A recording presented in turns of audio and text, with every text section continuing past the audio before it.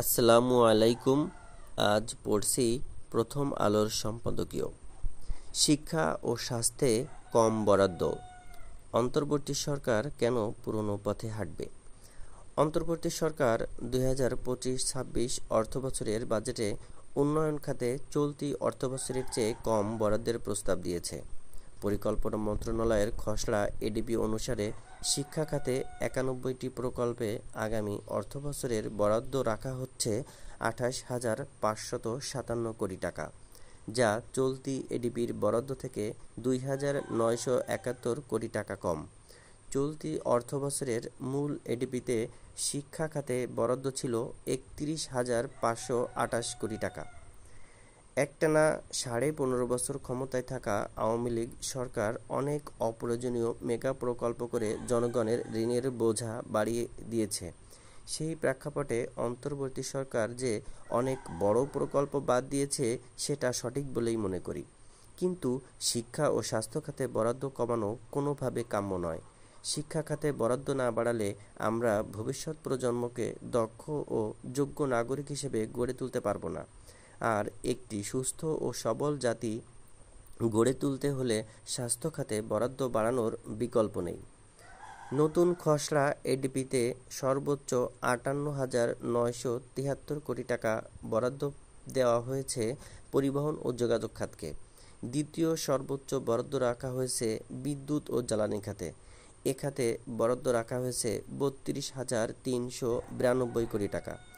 28,557 কোটি টাকা নিয়ে তৃতীয় অবস্থানে আছে শিক্ষা খাত। এই খাতের আগামী অর্থবছরের বরাদ্দ থাকছে 18,148 কোটি টাকা। চলতি এডিপিতে বরাদ্দ 20,682 কোটি টাকা। আর স্বাস্থ্য খাতে বরাদ্দ কমেছে 2,500 কোটি টাকা।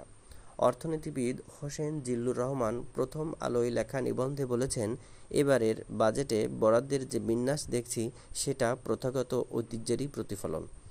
বেসরকারি গবেষণা প্রতিষ্ঠান South Asian Network on Economic মডেলিংয়ের নির্বাহী পরিচালক সেলিম রায়হান বিস্ময় প্রকাশ করে বলেছেন, যারা এখন নীতি নির্ধারকের দায়িত্বে তারা এত বছর শিক্ষা ও স্বাস্থ্য খাতে বরাদ্দ বাড়ানোর পাশাপাশি কাঠামোগত সংস্কারের উপর গুরুত্ব আরোপ করেছেন। অথচ আগামী বছরের বাজেট প্রস্তাবে তার প্রতিফলন নেই। অর্থাৎ গণ অভ্যুত্থানের মধ্য দিয়ে ক্ষমতায় আসা সরকারও পুরনো পথে হাঁটছে।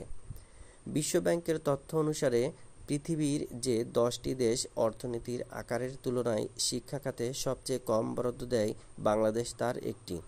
অন্যদিকে বিশ্ব স্বাস্থ্য সংস্থা বলছে, মৌলিক স্বাস্থ্যসেবা পেতে একজন বাংলাদেশির বছরে $88 খরচ করা প্রয়োজন। কিন্তু বাংলাদেশে চিকিৎসা খাতে মাথাপিছু খরচ হয় $58, যার বড় অংশই নাগরিকেরা নিজেরা ব্যয় করেন। বাজেট কেবল আর্থিক হিসাব নিকাশ নয়, সরকারের অর্থনৈতিক দর্শনেরও প্রতিফলন। অতীতে ক্ষমতায় থাকা সব সরকারের বিরুদ্ধে শিক্ষা ও স্বাস্থ্য খাতকে অবহেলা করার অভিযোগ ছিল। বিগত সরকারগুলো শিক্ষা ও স্বাস্থ্য খাতের বাজেটকে মূলত শিক্ষা অবকাঠামো ও স্বাস্থ্য অবকাঠামো বাজেটে পরিণত করেছিল। অন্তর্বর্তী সরকার সেই অবস্থা থেকে বেরিয়ে আসার চেষ্টা করেছে এমন প্রমাণ নেই। সরকার গঠিত স্বাস্থ্য সংস্কার কমিশন যেখানে জাতীয় বাজেটের 15% স্বাস্থ্য খাতে বরাদ্দের সুপারিশ করেছে, সেখানে সরকার মাত্র 5% ঘর পার হতে পারেনি। উন্নত দেশের তুলনা বাদ দিলেও দক্ষিণ এশিয়ার দেশগুলোর মধ্যে বাংলাদেশে শিক্ষায় বরাদ্দের হার সর্বনিম্ন বরাদ্দ দিয়ে মানসম্পন্ন শিক্ষা ও স্বাস্থ্যসেবা আশা করা যায় না। আশা করি অর্থ উপদেষ্টা শিক্ষা ও স্বাস্থ্য খাতে বরাদ্দের বিষয়টি পুনর্বিবেচনা করবেন। ধন্যবাদ সবাইকে।